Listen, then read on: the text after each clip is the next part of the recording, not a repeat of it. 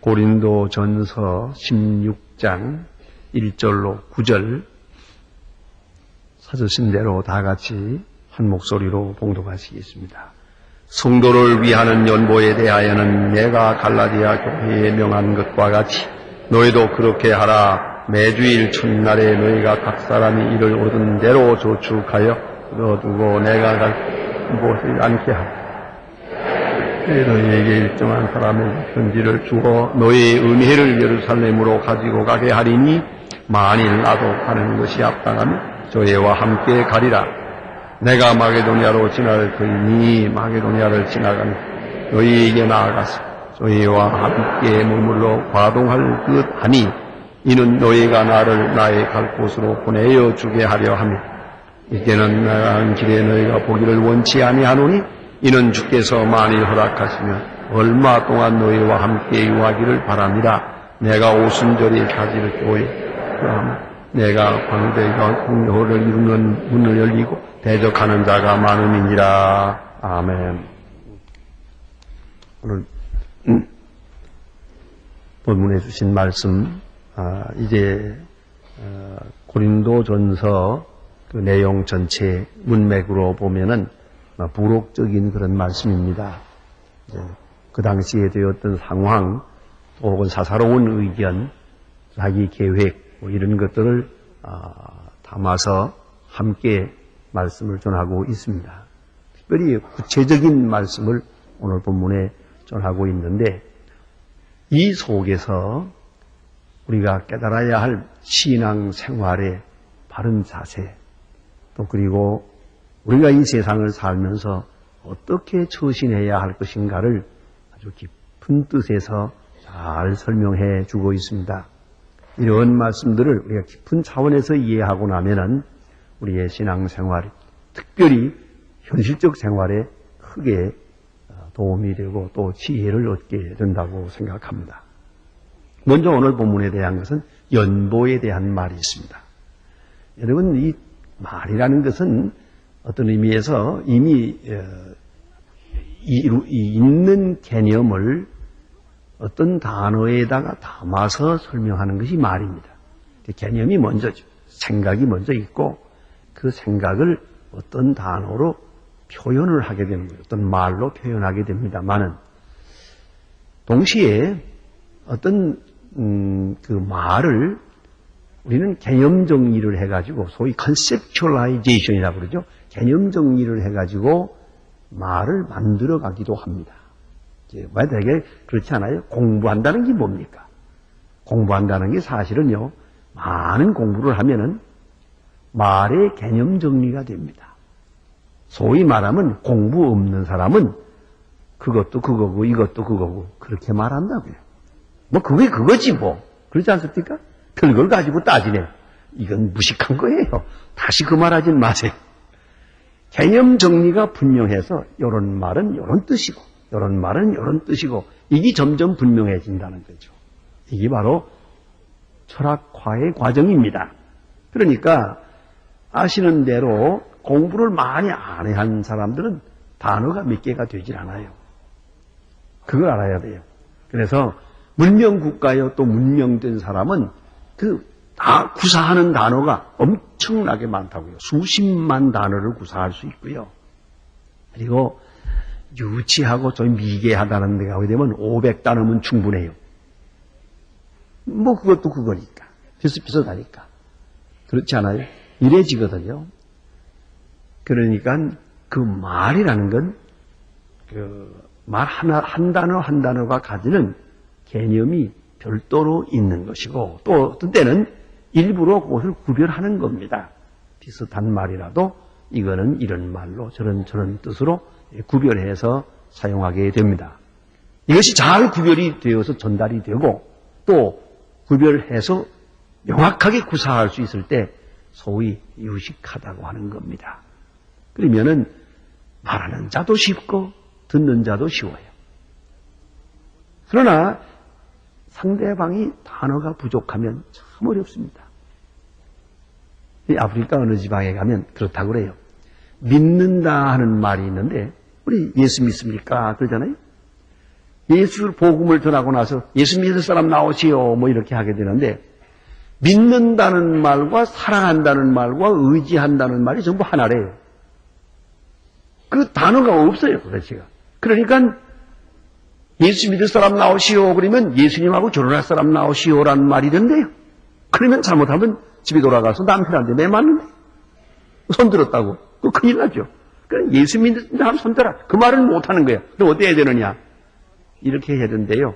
이 말 듣고 재미있는 사람 손드세요. 그러면 이런 사람들을 상대하고 예수를 전하려면 얼마나 힘들겠어요. 그렇잖아요. 이게 남의 얘기 같지만 잘 생각하면 우리도 다 그래요. 알아야 됩니다. 이 개념이 확실하게 정리가 돼야 됩니다. 이 얘기를 길게 한 이유는 다른 데 있지 않습니다. 연보나 헌금 같은 말 같잖아요. 뭐 그거지 뭐. 어차피 내 주머니에서 나가는 건데. 그러는지 모르나 그렇질 않아요. 연보는 연구보고 헌금은 헌금이에요. 다르다는 그 말입니다. 그래서 오늘 성경 말씀에 연보라 하는 말이 나와요. 연보는 로게이아스라고 하는 말인데 영어로 말하면 콜렉션이에요. 그 연보고요. 헌금이라는 건 offering이에요. 영어로는 offering. 그러니까 다시는 헌금이 연보고 연보가 헌금이고 다 뭐 그거지 이렇게 해서는 안 됩니다. 이 확실하게 정리가 돼야 되는데 헌금이라는 게 뭐냐 하면 이건 원래 하나님 앞에 봉헌하는 봉헌물입니다. 하나님에게 봉헌하는 것이에요.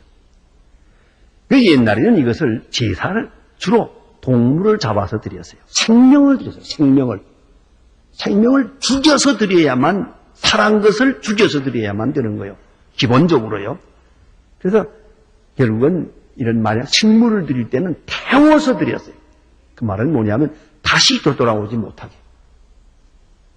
하나님 앞에 드린 거를 내가 다시 갖다 다른 데 쓸 수 있으면 안 되죠. 드린 것으로 끝나야죠. 그게 생명이죠. 생명을 드리는 거예요. 그 죽이는 거예요. 예. 그러니까 우리가 예를 들면 우리 지금 엉터리 많죠. 제사 드린다 해놓고는 많이 만들어 놓고는 드린 척하고는 다 나눠 먹고 말잖아요. 먹기는 누가 먹어요? 귀신은 이빨 자국 하나도 내는 게 없어요. 먹기는 저희들이 다 먹고 저희들 먹기 위해 만든 거지. 사실 말하면. 예? 이렇게 된단 말이에요. 이거는 제사가 아니죠. 제물이라는 건 아주 드려 없어지고 말아야 돼요. 생명을, 살아있는 것을 죽여버렸으니까 다시 살아나지 못하죠. 그리고 불태워버렸으니까 되돌아오지 않죠. 이렇게 돼야 그게 봉헌이라는 겁니다. 그야말로 깨끗하게 바쳐지는 것이에요. 하나님께 바쳐지는 것이요. 이게 바로 봉헌, 헌금이옵니다. 그러면 이렇게 드리던 것인데 우리는 지금 물질의 대표가 바로 돈이요. 그래서 우리가 이제는 주로 돈으로 드리고요. 농사하는 사람들은 곡식으로 드리고 하나님께 드리는 것이요. 연보는 어디까지나 하나님께 바치는 것이에요. 그 하나님께 바치는 그 마음, 그 뜻을 여기에 담아서 예식으로 표현해요. 이것이 바로 예배의 예식입니다. 그 예배에 있어서 내가 대개 보면 헌금을 두 가지 방법으로 하는데 하나는 설교 전에 하기도 하고 설교 후에 하기도 합니다. 예배학적으로 따져 말하면 옛날에 그냥 그렇게 했어요. 옛날에는 예배, 설교 전에 많이 했습니다. 왜 그러냐? 내 마음과 몸을 다 바칩니다. 바쳐놓고 그 다음에 조용히 하나님의 말씀을 듣는 거예요. 그게 순서적으로 맞죠. 그런데 지금 우리는 또 다른 의미도 있어요. 하나님 말씀을 듣고 나서 감동되고 은혜 받고 그리고 나서 헌신합니다. 바칩니다. 그것도 일리가 있어요. 어떤 분 보고 제가 물어봤어요. 그 왜 의미로 봐서는 아무리 봐도 둘 다 좋지만은 설교 전에 헌금하는 게 좋을 것 같은데 왜 뒤에 합니까? 하고 물었더니 옛날에 어느 나이 많은 목사님이 그래요. 그래 해보면 알지. 왜요? 뒤에야 헌금이 많이 나오니까. 그것도 또 일리가 있더라고요. 그러나 이 사실은 의미상으로는 어때요? 말씀 듣고 마지막에 헌신하는 것과 헌신하고 말씀 듣는 것과 그렇잖아요. 그런데 어쨌든 헌금은 예배의식이라는 걸 잊지 마세요.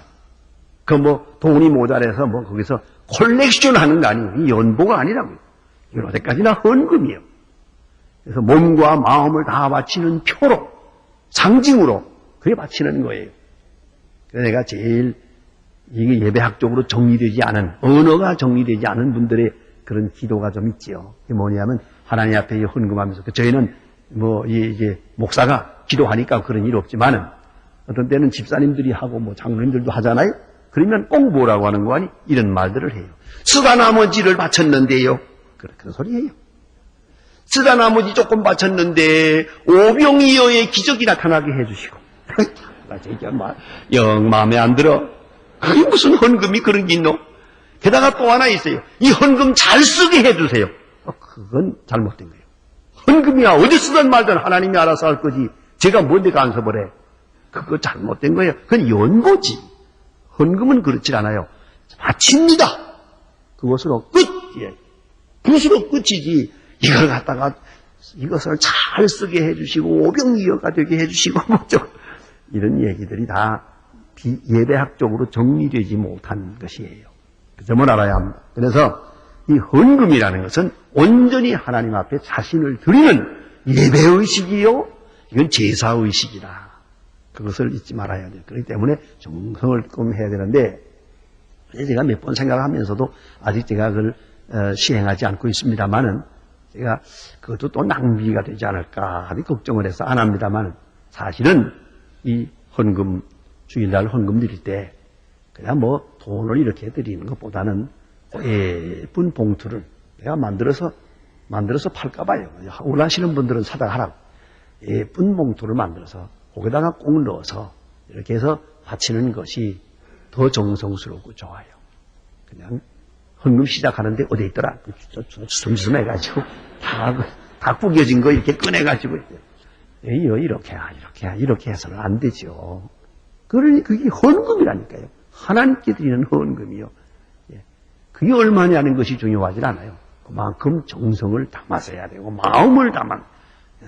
이 말하자면 옛날로 말하면 양과 소를 잡아드리는 것 같은 그런 의미가 여기에 있다 하는 걸 꼭 잊지 말아요. 예배요, 헌신이요.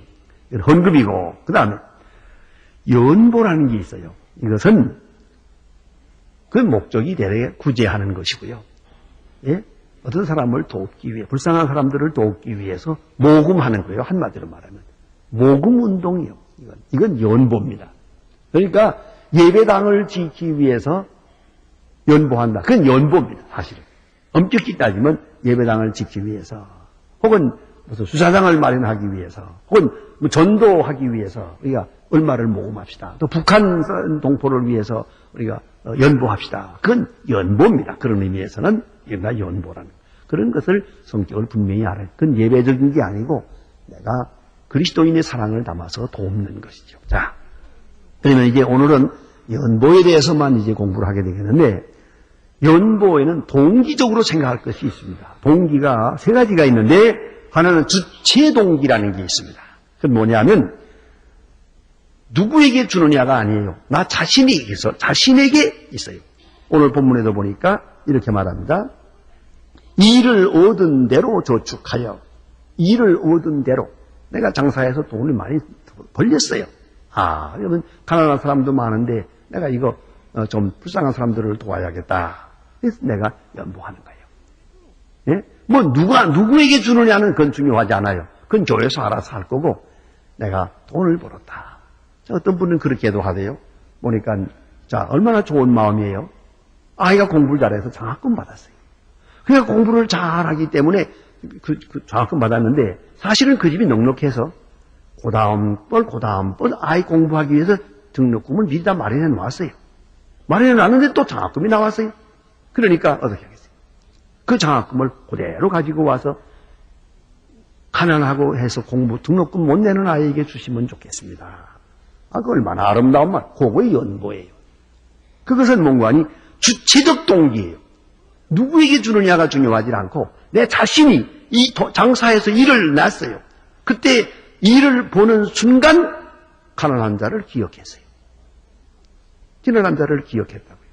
또 어떤 분은 뭐 그렇게도 하잖아요. 한갑이 되세요. 어떤 자녀들이 또 돈을 모아서 얼마간 뭐 이렇게 잔치해드린다 그러니까, 야, 그 잔치하지 말고 나 좀 줘라. 그걸 뭘 쓰시려는데요? 얼마를 주니까. 거기서 절반을 뚝 잘라서 한갑 못하는 사람도 많다. 불쌍한 사람도 많은데 내가 이것을 한전히 먹어치우면 뭘 하겠니? 그래서 또 그걸 가지고 북한 사람들을 돕겠다 그래요. 얼마나 아름다운 마음이에요. 이런 것들이 주체 동기예요.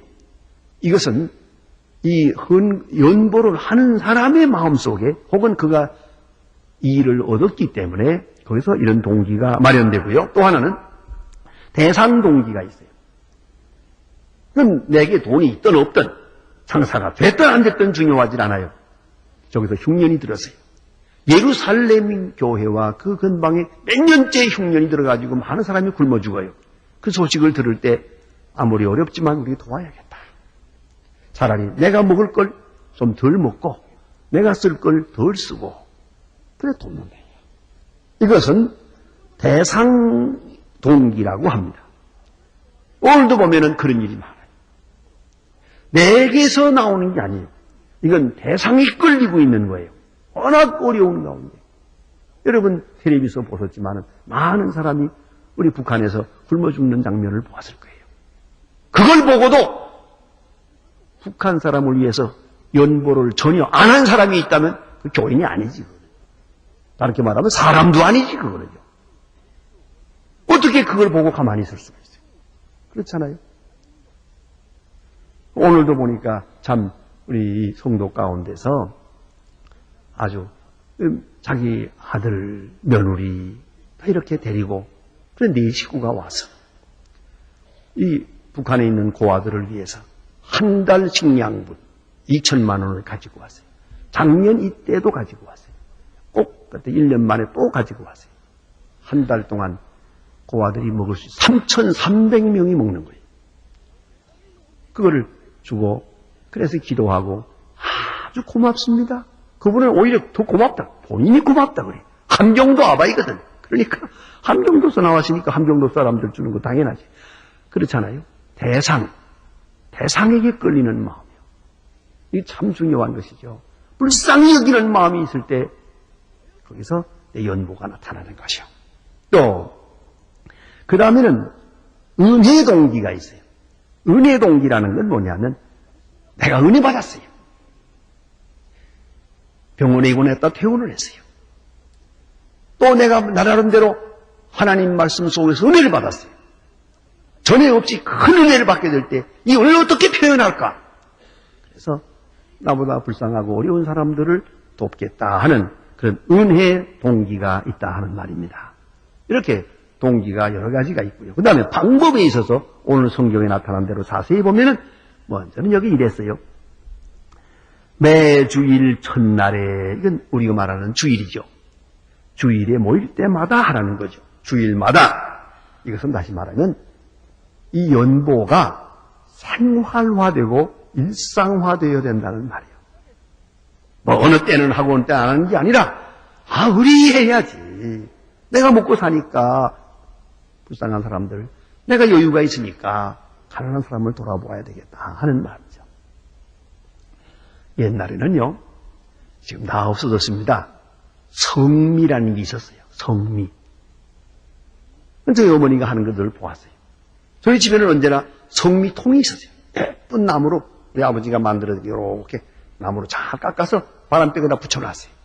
그건 쌀 곡간 그 앞에다 딱 붙여놨어요. 이제 밥할 쌀을 퍼서요. 퍼가지고 나올 때 거기 딱 서서 그대로 서가지고 식구별로 숟가락으로 8식구면 8개, 5식구면 5개, 딱 식구별로 숟가락으로 5숟가락을 갖는 거예요. 그렇게 해서 그리고 나머지 가지고 와서 밥을 해요. 꼭 그렇게. 하루에 3끼든 4끼든 꼭 그렇게 해요. 이렇게 해서 그 통이 보니까 여러 개더라고요. 왜 여러 개냐 하면은 요거는 쌀, 요거는 팥, 요거는 콩. 그것도 해야 되니까. 그래서 다 해가지고 이걸 일주일에 한 번씩 되면 이만큼 뭐예요? 그걸 갖다가 자루에다 넣어서 성미자루라고 해가지고 교회 갈 때 이거 들고 가네. 덜렁덜렁 들고 가네. 교회 가서. 그걸 가서 거기다 쏟아놓고 다시 가지고 와요. 성미자루 꼭 가지고 다녔어요. 한평생 그렇게 했어요. 자, 여기서 뭘 생각하는 거 아니? 이걸 성미 이렇게 할 때 가난한 자를 잊어버리고 절대로 식사하지 않습니다. 그런 뜻이에요. 이건 연보가 헌금이 아니에요. 연보예요. 꼭 구제하라는 거죠. 가난한 자를 또 위해서 이렇게 하는 거예요. 난 가난한 자를 잊어버리고 식사하는 일이 없습니다. 또 다르게 말하면 내 식탁에 매일같이 가난한 자를 초대합니다 하는 뜻이에요. 그게 성미의 본래 의미예요. 그런데 이게 좀 잘못돼가지고요 없어진 이유가 있어요. 이걸 가난한 자에게 주려고 본래 시작했던 건데 그게 좀 여유가 없어지니까 목사님의 식량으로 다 드렸단 말이에요. 목사님네는 언제나 잡곡만 먹어. 그냥 잡식. 이런 쌀 저런 쌀 다 섞은 거. 목사님네 식사가 제일 엉망이에요. 그렇잖아요. 그게 영 좋지 않아. 그리고 마치 내가 목사님 식사 때마다 밥 그냥 대접하는 것 같이 이렇게 되고 해서 어쨌든 목사님네는 어려워요. 그게 쌀이 다 섞여가지고요. 그래서 내다가 팔다가 또 들켜가지고 교인들한테 비난받고 그랬어요. 그거 먹기 싫어가지고 오늘 사모님이 내다 팔고 다른 거 사왔거든. 그러니까 또 이 성민대 그걸 잡수해야지 그걸 내다 팔다니 이래가지고 비난받는 목사를 보았어요. 다만 어쨌든 그거 본래 목적은 목사님들이라는 게 아니에요. 이거는 구제하는 거예요. 얼마나 좋아요. 매일 한 끼도 가난한 자를 기억하지 않고 식사하지 않습니다. 또 내 식탁에 가난한 자를 초대합니다. 그런 의미예요. 이 성미예요. 근데 되게 좋고 아름다웠던 풍속인데 다 없어졌어요. 근데 이제 그 성미가 없으면 또 대신 뭐라도 있어야 가는데 흔적도 없어진 것 같아요. 어쨌든 중요한 것은 이 연보가 생활화돼야 돼요. 언제든지 옷을 만들든지 물건을 사든지 음식을 먹든지 뭘 하든지 꼭 가난한 자를 함께 생각하는 생활 속 일상화되어야 한다는 것을 가르쳐주고 있습니다. 또 하나는 여기 보니까 각인이 그랬어요. 각 사람이 어떤 부자만 하라는 게 아니에요. 가난해도 자기는 먹어야 되잖아요. 먹으니까 한 수 내놔야죠. 한 숟가락 덜 먹고 이런 얘기가 되죠. 그래서 각 사람이 everybody 누구나 다 해야 돼요. 이거는 부하고 가난하고가 없어요. 살아있는 동안 우리는 이걸 잊지 말아야 돼요. 구제를 잊어서는 안 돼요. 또 하나는 여기 보니까 저축하여 그런 말이 있어요. 이것을 모아놓으라는 거예요. 이 교회는 항상 이것을 모아놔요. 구제금을, 구제비를, 또 구제쌀을 또 넉넉하게 가지고 있어요. 언제든지 누가 필요하다면 내줄 수 있게 그렇게 하라는 거예요. 그저 홍수가 난 다음에만 또 하고 이러지 말고 미리 모아서 넉넉하게 창고에 해뒀다가 그저 필요하다면 누구든지 이렇게 줄 수 있도록 이래야 된다 이 말이죠. 그래서 미리 모아놓으라, 저축해놓으라 하는 것이고요. 그 다음에 아주 델리케이트한 말씀이 있어요. 그건 뭐냐면 내가 갈 때 헌금하지 말아요. 내가 가서 나 보는 때 사도 바울 앞에서 헌금하는 거. 그렇게 눈치 보이게 하지 마라. 그런 얘기도 되고 내가 갈 때 하지 마라. 또 내가 가서 한번 설교를 하고 자 헌금합시다. 연구합시다. 이렇게 되면은 강제성이 별로 하고 싶은 사람 아닌 사람도 바울 앞에서 안 할 수 있나? 내 체면이 있지 안 할 수 있나? 이래가면서 되면은 나는 그런 거 원치 않는다. 그런 꼴 보고 싶지 않다는 거예요. 그래서 내가 갈 때 내 앞에서 헌금하지 않도록 하라. 연보하지 않도록 하라. 그게 아주 영의주도한 사도 바울의 의지가 거기에 담겨 있습니다. 그렇기 때문에 가장 중요한 것은 자원적으로, 자발적으로 하고 아주 그리스도인의 신앙 자세, 그 깊은 곳에서 일상적으로 구제하는 마음이 있어야 하겠다. 그렇게 가르쳐주고 있습니다. 또 연보하는 그 의미란 뭐냐? 아주 귀하게 설명했습니다. 의미는 이렇습니다. 3절에 보면은 편지를 주어 너의 은혜를 예루살렘으로 가지고 가게 하리니. 이 은혜를 가지고 간다 그랬어요. 연보는 곧 은혜예요. 너희 은혜를 예루살렘으로 가지고 가게 하리니. 참 귀한 말씀이에요. 주는 자에게도 은혜예요. 줄 수 있다는 게 보통 은혜입니까? 너무너무 좋은 거 아니에요? 여러분, 받는 자가 되는 것처럼 괴로운 일이 없어요. 행복이란 받는 자의 것이 아니에요. 공짜 좋아하지 마세요. 적어도 성숙된 인격이라면 언제나 주는 게 좋은 일이죠. 주는 게 행복한 것이죠. 줄 수 있다는 게 행복한 거 아니에요. 저는 북한에 가게 되면 너무너무 행복해요. 준다는 게 얼마나 좋습니까? 주러 왔다는 게 얼마나 좋습니까? 그죠? 가는 사람 오는 사람 만나기만 하면 기회만 나면 주는 거예요. 그냥. 내가 거기에 있는 사람들하고 가끔 악수할 때에도 이렇게 딱 악수할 때 돈을 여기다 넣어가지고 딱 악수해요. 몰래주에 갔으니까. 그러면은 얼마나 좋아하는지 몰라요. 참으로 준다는 건 참 좋은 거예요. 예? 받은 은혜 가운데 주기도 하지만 그 준다는 자체가 행복한 것이고요. 또 받는 사람은 받는 사람에게 또 은혜죠. 그저 받는 거니까 은혜죠. 그래서 give and receive, 주는 자나 받는 자가 둘 다 은혜예요.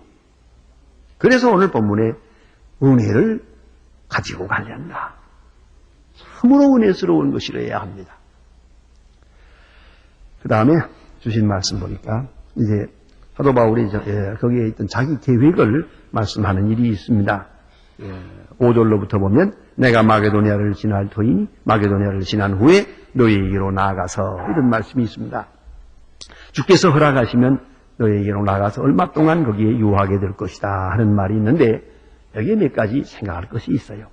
지나가는 길에 머물지 않고 지나가는 길에 거기에 있지 않고 내가 거기에서 머물기를 원하노라. 이 말은 뭐냐 하면 내가 너희에게 갈 때 너희를 소홀히 여겨서 지나가는 길에 잠깐 보고 지나가는 목적은 딴 데 있고 지나가는 길에 거쳐 지나가는 정도로 내가 너희에게 나가기를 원치 않는다. 내가 가서 반드시 얼마 동안 유하기를 바란다. 그래요. 혹시 여기 사도 바울의 배려가 있습니다. 지나가는 길에 두르는 것은 별 의미가 없어요. 고린도 교회에 올 때는 고린도 교회에 오는 목적으로 고린도에 와야지. 그렇잖아요. 가끔 보면 그래서 겸해서 하는 길에 이렇게 하려고 그래요. 그것은 좋은 일이 아니에요. 마음과 무게와 진실을 담아서 거기에 방문하겠다는 것이죠. 그래서 지나가는 길에 잠깐 머물려고 그런 형식이 아니고 함께 유하기를 바란다 하는 말이고요. 또 한 가지 아주 귀중한 말씀이 있습니다. 너희가 나를 나의 갈 곳으로 보내어 주기를 바란다. 엄청난 의미가 여기 있습니다. 내가 너희들에게 가서 유할 것이고 그 다음에는 너희가 내가 가고자 하는 곳으로 나를 보내어 주기를 바란다. 그건 뭐냐 하면은 내용적으로 보면 이런 거죠. 그들이 파송하는 형식을 갖겠다는 거죠. 또 헌금도 해서 여비도 주고 또 거기서부터 새롭게 출발하는 것처럼 그렇게 기도하여 사도 바울을 위해서 기도하는 그런 사람들이 되길 바라는 거예요. 이것을 다른 말로 말하면 무슨 말인가 하니 언제나 주도적으로 역할해 주기를 바라는 것이에요. 바울이 에베소에서 로마로 가는 길에 어디까지나 그저 지나가는 길에 잠깐 둘러가면 여기서는 구경만 하고 마는 거죠. 그런 얘기가 아니에요. 내가 너희들에게 가서 머물 것이고 너희가 나를 갈 곳으로 보내주기를 바란다.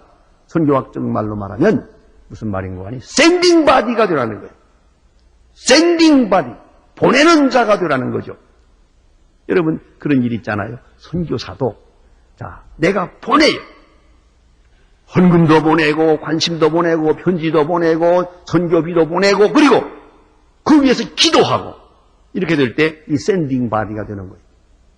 이건 나는 지금 내가 그분을 분명히 보내고 있어요. 그런가 하면, 어떤 사람들은 난 보내는 거 구경만 해요. 갔다 와서 선교 보고한다 그러면 그런 일이 있었나? 수고들 했구만. 그러고 말이죠. 이런 구경꾼이 돼서는 안 된다는 거예요. 내가 지금 하나님의 사업, 선교 사업 하는 일에 너의 자신들이 주도적으로 되길 바라요. 지금까지는 받는 자의 입장이었지만 이는 주는 자요. 그동안에는 비선교자의 입장에 있지만 앞으로는 선교사를 파송하는 그런 주체적 선교 역할을 해주기를 바라는 것이요. 이 말은 고린도 교회의 교인들을 선교적 차원에서 격상시키는 의미가 있습니다. 격을 높여주는 의미가 있는 겁니다. 그래서 하는 말이 주의 뜻이면 갈 것이다. 주의 뜻이면 머물 것이다. 이 모든 일이 주의 뜻이면 이렇게 될 것이라고 말합니다. 이것이 바울의 겸손이요 신실한 믿음이었습니다. 가톨릭 교회 안에 소위 예수회라는 게 있습니다. 지금도 있습니다. 그 예수회라는 것은 종교개혁 이후에 가톨릭 교회 안에서 일어난 교회 자체 개혁 운동으로서 생겨난 모임입니다. 이그나치우스 로욜라라고 하는 사람을 중심으로 해서 7명이 모여서 발족한 모임인데 발족할 당시에 그들의 결의는 이러했습니다. 하나님의 뜻이라면 세계 어디로 곳으로나 시체처럼 운반되고 맹인의 지팡이처럼 사용되겠습니다. 이렇게 출발합니다. 시체처럼 운반되고 맹인의 지팡이처럼 사용되겠습니다. 이렇게 헌신해서 그 모임이 이루어지고 점점 커져서 가톨릭 선교에 큰 역할을 하게 되고 사실은 한국에도 영향을 끼쳐서 우리가 다 아는 서강대학이 바로 예수회에서 세운 대학입니다. 자, 얼마나 참 귀중한 말입니까? 우리는 너무 말이 많고 너무 의견이 강해요. 시체처럼 죽은 시체처럼 운반되고 맹인의 지팡이처럼 사용되기를 바랍니다. 하나님의 손에 의해서 절대적으로 쓰여지기를 바라는 거예요. 바로 이런 마음이 사도 바울의 마음이었어요. 주의 뜻이면 갈 것이다. 이렇게 말합니다. 지금은 에베소에 있습니다. 왜 여기에 머무느냐? 그 뜻에 대해서도 참 귀한 말씀이 여기 있어요. 내게 광대하고 공효를 이루는 문이 열리고 라고 말했는데 번역을 좀 바꿔보면 나에게 큰 문이 활짝 열려서 일을 많이 할 수 있는 기회가 왔습니다. 그런 뜻이에요. 그래서 조금 더 머물러야겠습니다. 예? 그 기회라는 게 늘 있는 게 아니에요. 복음의 문이 활짝 열렸어요. 문이 열렸을 때 열심히 일해야죠. 문 열어놓은 데는 일하지 않고 닫힌 문 가서 두드리겠습니까? 이 선교학의 원리입니다. 열린 문으로 들어가고 닫힌 문은 기다리라고 해요. 닫힌 문 자꾸 두드리다가 세월 다 보내는 사람이 있어요. 문이 열렸어요. 크게 열려 있어요. 그러니까 이제 온 정성을 다해서 여기서 좀 더 열심히 일을 해야겠다 하는 얘기고 또 하나는 여기에 대적이 많다는 거죠. 편안해서 있는 게 아니에요. 대적이 많아요. 그러면 바울의 입장에서는 여기서 열심히 전도해서 대적을 어느 정도 굴복시켜 놓고 그 다음에 교회가 원만하게 부흥될 때 내가 여기서 떠나야겠다는 생각이에요. 이렇게 대적이 많을 때 바울이 떠나놓으면 이 에베소 교회가 약해질까봐 그는 못 떠나겠다는 거죠. 핍박을 내가 받겠다는 거죠. 어려운 고통도 내가 당하겠다는 것이요. 바울의 선교 정신이 있는 것입니다. 문이 활짝 열렸으니 더 여기서 일해야 되겠고 대적이 많으니 또 나 여기가 있어야겠다. 자, 이런 가운데 있는데 주의 뜻이면 내가 너희들에게 갈 때가 있을 것이다 라고 말합니다. 바울의 높은 뜻을 이해할 수가 있습니다. 여기서 그리스도인의 성숙을 말합니다. 연보도 또 그리고 그의 계획도 다 무엇을 말하는 거 아니? 고린도 교회가 높은 수준에서 바울의 선교를 이해해 주기를 바라는 것이옵니다. 기도하십시다.